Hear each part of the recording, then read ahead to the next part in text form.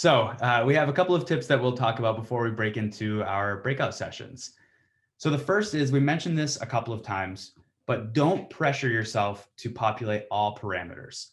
So you see a quick screenshot of our UTM builder, and next to some of the fields, you see an asterisk that classifies it as a required field. So for us, we require source, medium, and campaign. Those are the most heavily used parameters. You should try and strive to use all of them. If you cannot or don't know how to populate those, don't stress about it. Start with those main ones first.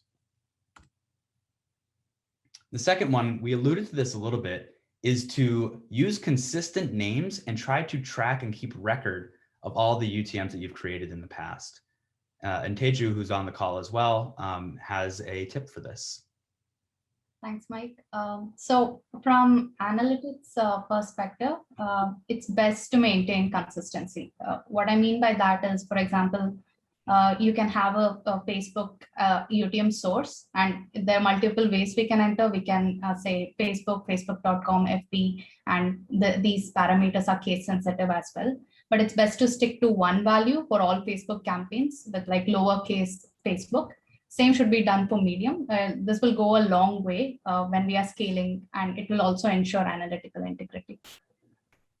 Yeah, so an example would be if you had Facebook and you had FBook as two sources, you would see two separate line items in your reporting screens, which could cause a little bit of confusion. So we'll actually be sharing a template to keep track of all these different UTMs. So tip 3 is to take advantage of dynamic values. So again, you see a screenshot of our own UTM builder, and we have the macro capability built right in. And in your different platforms, they also have, some of them have macro abilities. We highlight them in our builder just to simplify things so you can bring that over. What this will do is, again, using that Facebook example, you have 5 Facebook campaigns. Rather than creating a new UTM with a static and different campaign name for each, you can utilize something like the campaign name macro from Facebook, which will dynamically pull in those values for you when you place it into the Facebook Ad Manager. So you could use one UTM for many campaigns. And then lastly, don't tag internal pages. And Lacey actually has a tip that she would like to share for this one. Yeah, so a common mistake that I think people make when they're getting started with UTMs, they get super excited about tagging everything, but you want to avoid tagging your internal links. You want to do this for a few reasons.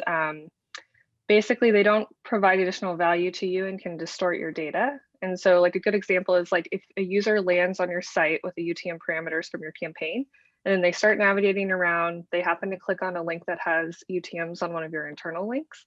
At that point, the UTMs will be overwritten and it'll create a new session. So this will inflate your session data. It can also skew your bounce rates, and it makes it more difficult for you to identify where users are actually coming from on your site, because it also will change your referrer at that point. So as a general rule, just don't tag anything on your own website. It'll track automatically for you. Great. Thank you, Lacey.